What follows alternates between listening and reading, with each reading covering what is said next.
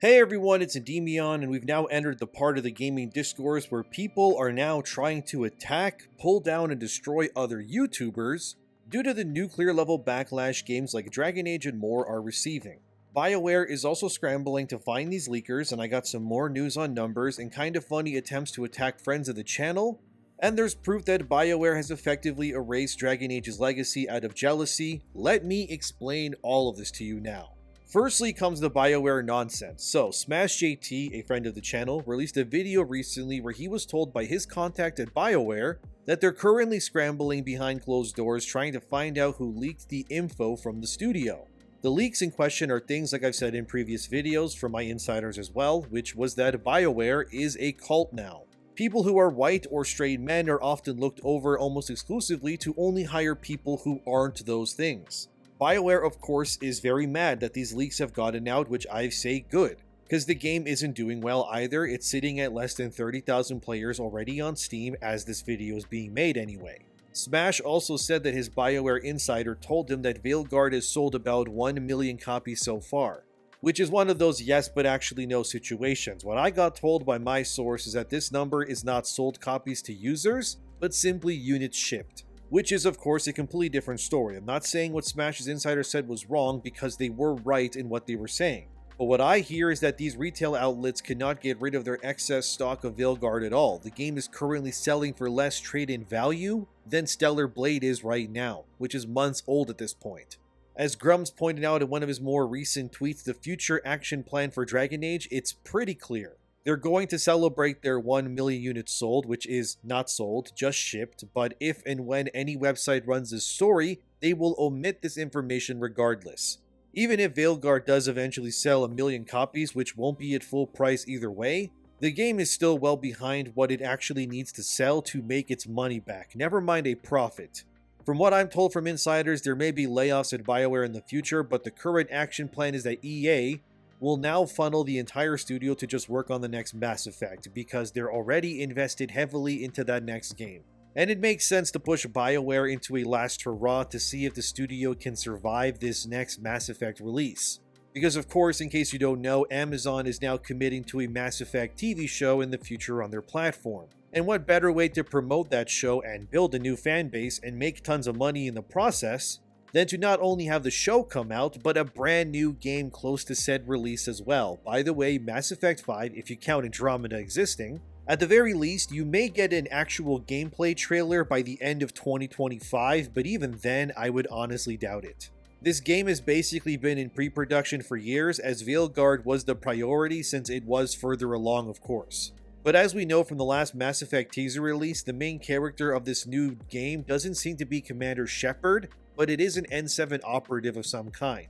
And based on the body shape, it's obvious that BioWare is, yet again, unsurprisingly, pushing another canon female protagonist in their flagship series. Which they obviously tried to do with Veilguard as well, and yeah, that did not pan out. I have a lot of theories about Mass Effect's future. Hell, I have some videos from like 2021 on this channel when I first started. If you can watch them if you want to see my theories on it. But just caution while we're ahead, those videos are old and they have really bad audio and horrible music volumes. And overall, they're just not very good videos, but give me a break, alright? I didn't know what I was doing when I started YouTube. Anyway, I hope Mass Effect doesn't end up like Veilguard, but if I had to guess, I think the reception to Veilguard will absolutely scare BioWare into not going down a similar route like they did with that game when it comes to the next Mass Effect. Or maybe they will just refuse to listen to criticism and will instead continue down this path, and it will just lead to BioWare finally and rightfully dying. And then those franchises can hopefully be revived in the future under more capable hands that aren't morons. I don't want BioWare to die, but it's very clear that the people there don't like me or want to make games for me anymore. So it is what it is at this point, and the legacy media just continues to turn on BioWare. I mean, look at these articles. Like this article from AV Club, which reads, Dragon Age The Veilguard is a garbage collection sim that wishes it was an RPG. BioWare's follow-up to Dragon Age Inquisition wants you to feel like you're the most special sanitation engineer in the universe.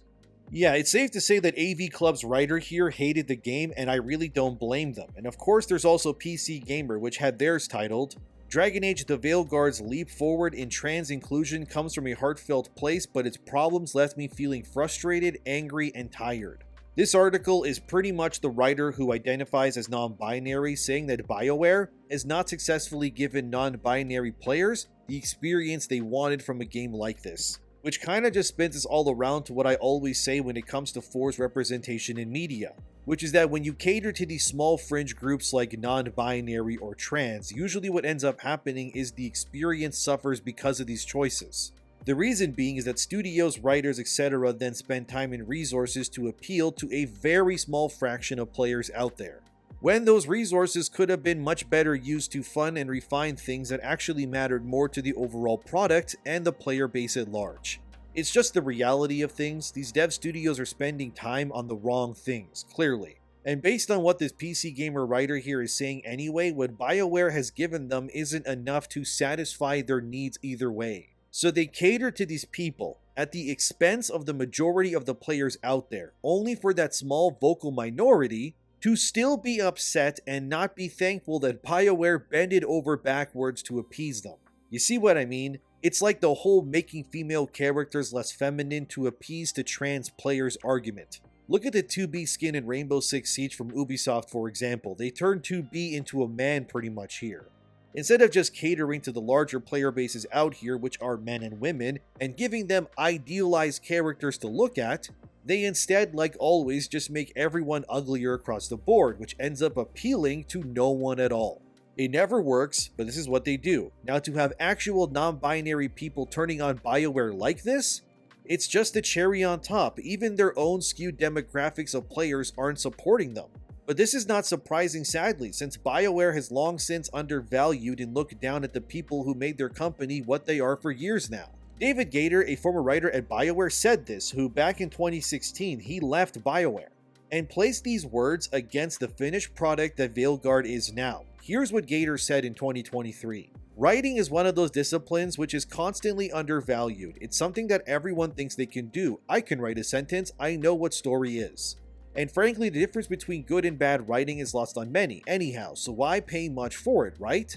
In games, you even see this attitude among those who want to get into the field. I don't have any real skills, I can't art, I can't program, so I guess I'll become a writer. It's better than QA. As if game writing didn't require any actual skill, which requires development. Even BioWare, which built its success on a reputation for good stories and characters, slowly turned from a company that vocally valued its writers to one where we were quietly resented, with a reliance on expensive narratives seen as the albatross holding the company back.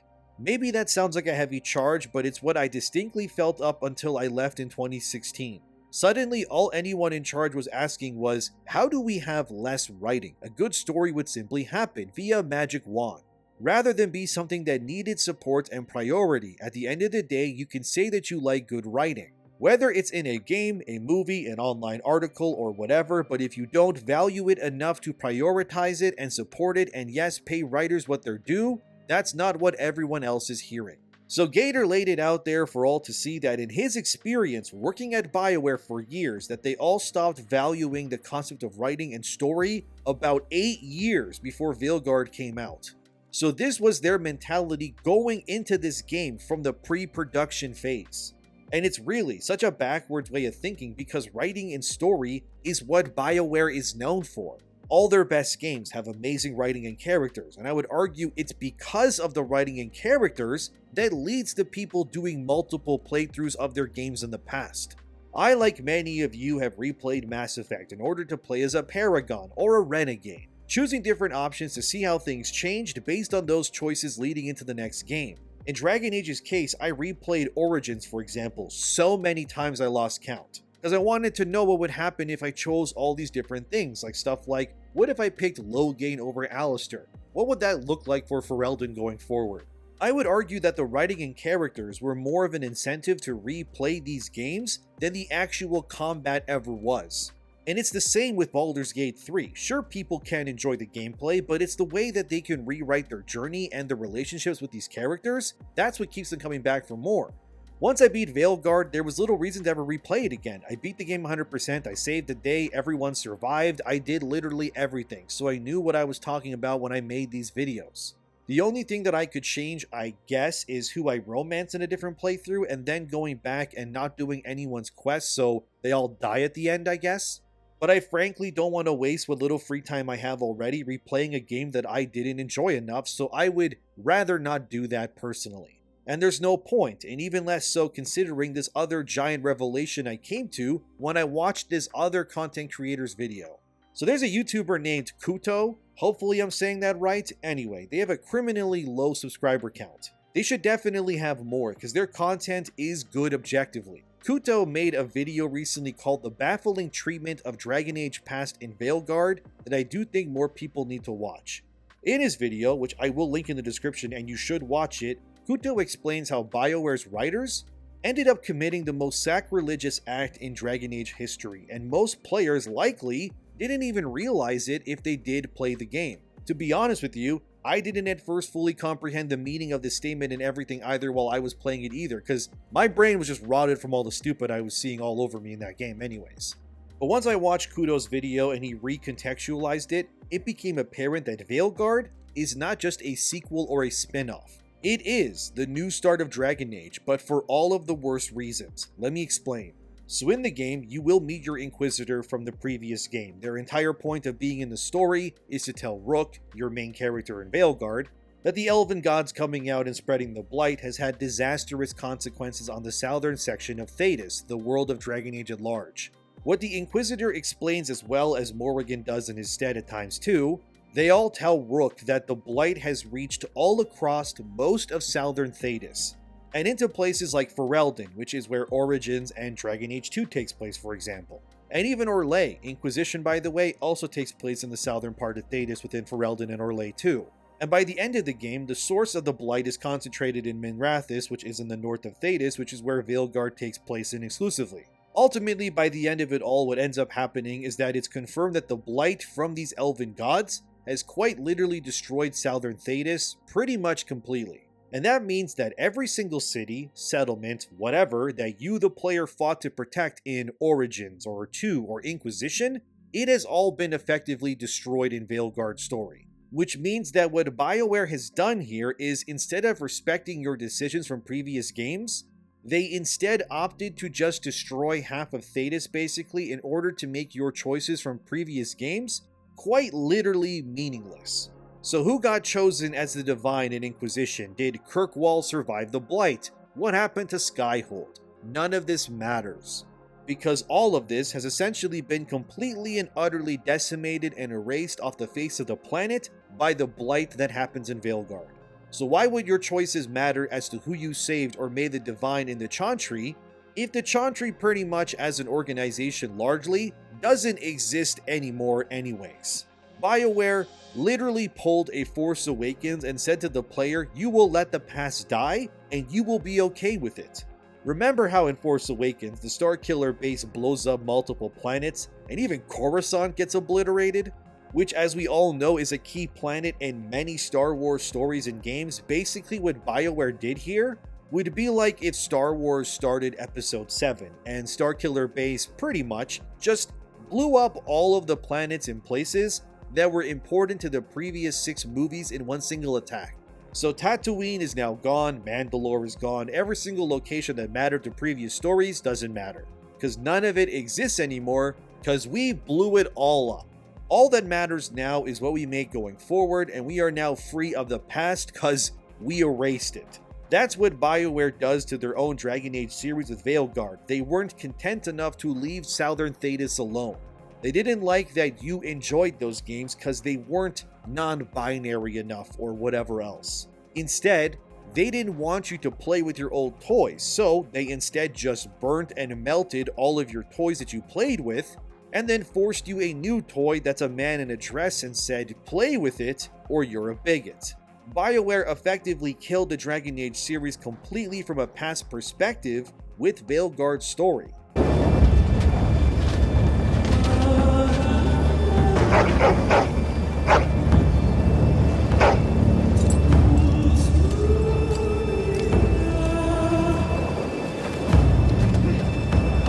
The plan will work, Your Majesty. Sounds like your mother was hard on you.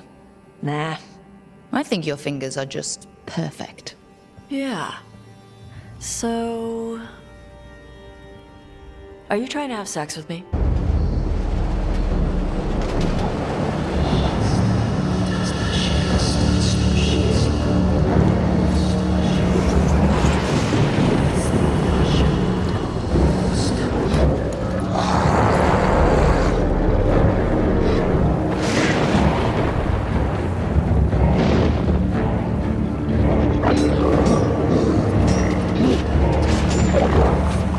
Just trading fashion tips. So what I wear is a problem for you? It's not. It's just... Why dress like that? Are you trying to make your mother happy?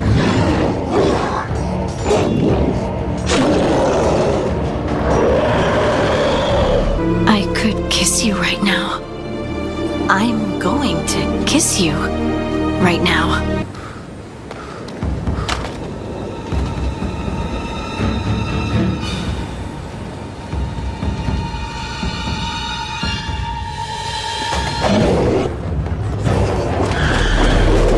Not to spoil specifically who I'm talking about here, as a non-binary person myself, Veilguard includes some of the most authentic representation of coming to terms with general gender stuff.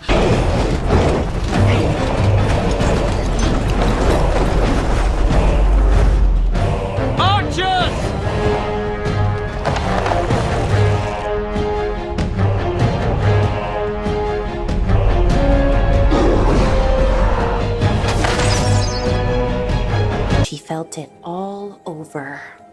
Her attraction to the hero, a powerful but properly contained tingle, nearly exquisite.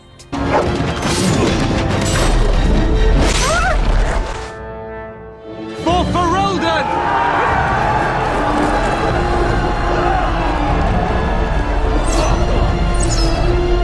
So what I'm hearing is, Tosh isn't into terrifying dark magic. It's not all terrifying.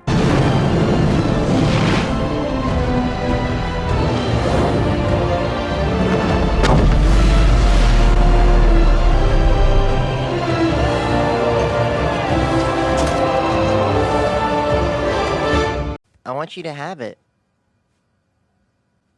I don't really want this. Then they also introduced some stupid new shadow enemy at the end of Veilguard called the Executors, who claimed that they were behind everything since Origins and it was all their plan and blah blah blah. Who cares?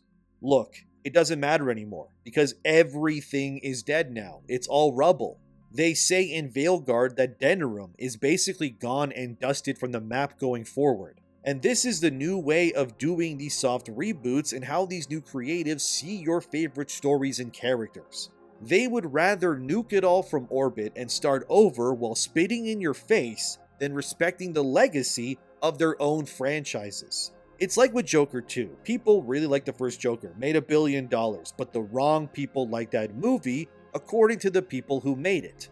So then they went ahead and they did Joker 2, not because it was needed, but they wanted to ruin the character and that world and destroy it so fundamentally that it would retroactively ruin the previous film's legacy.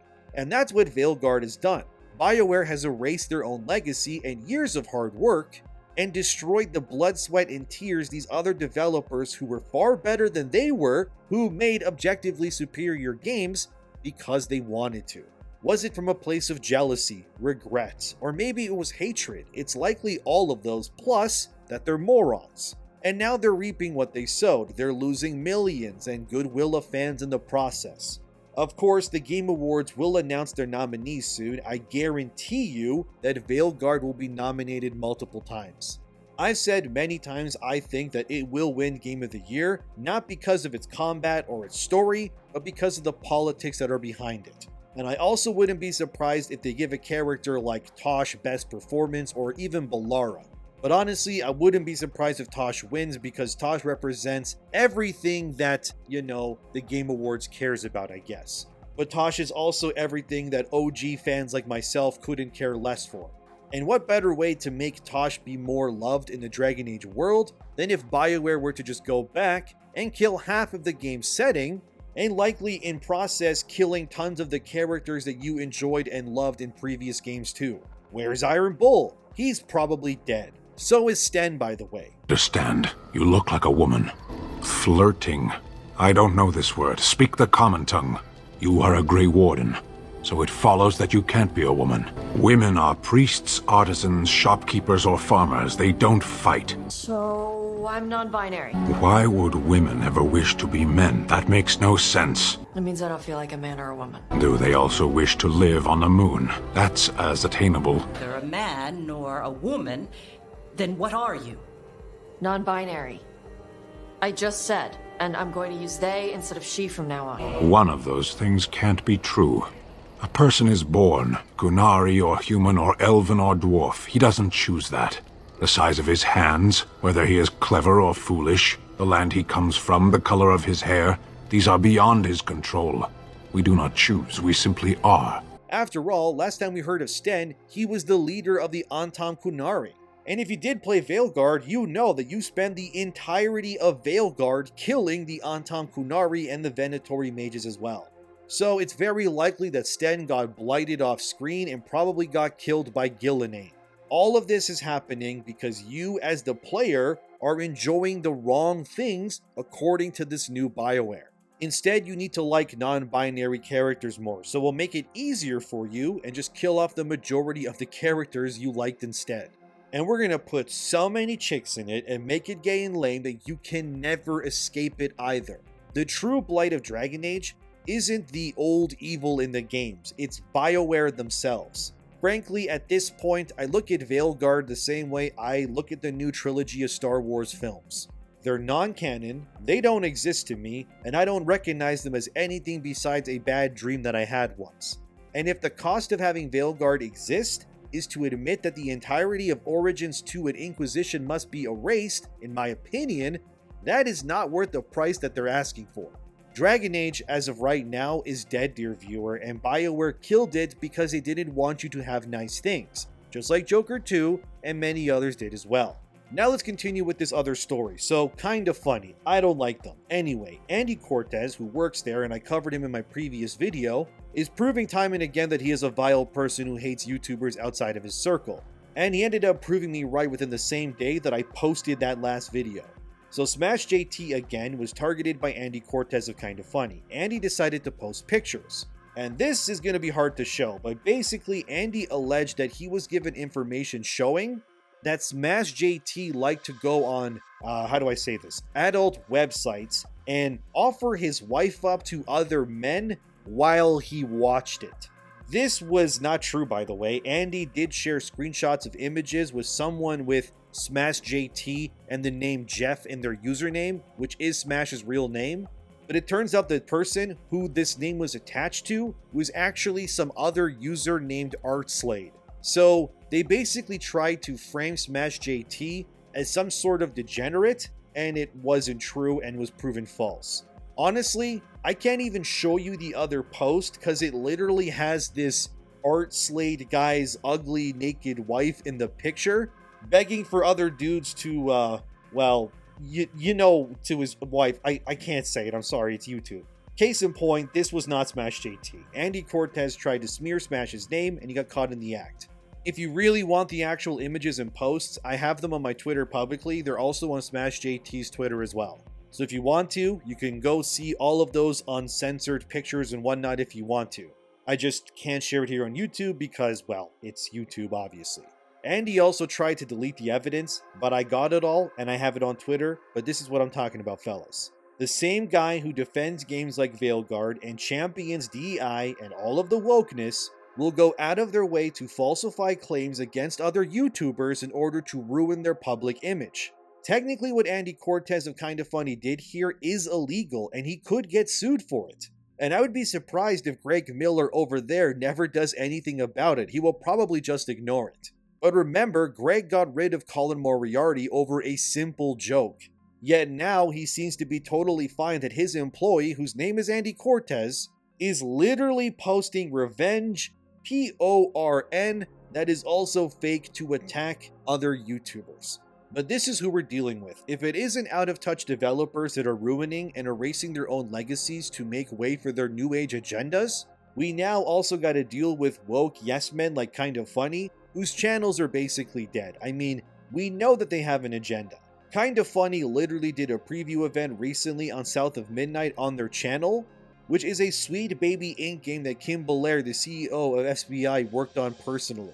These people are all in bed with each other, and they want to grift and siphon money from companies as much as they possibly can to make themselves rich while also spewing actual garbage and ruining the franchises you love on purpose. Kinda Funny is garbage. They're a cancer that has long been living that employs people that post actual disinformation because they're mad that their channel is dying. And it would be a real shame if you shared this video to show other people just how awful Kinda Funny and Andy Cortez is for all to see. But that's what I got for you today. BioWare is attacked by non-binary journalists. Their own writers don't like them.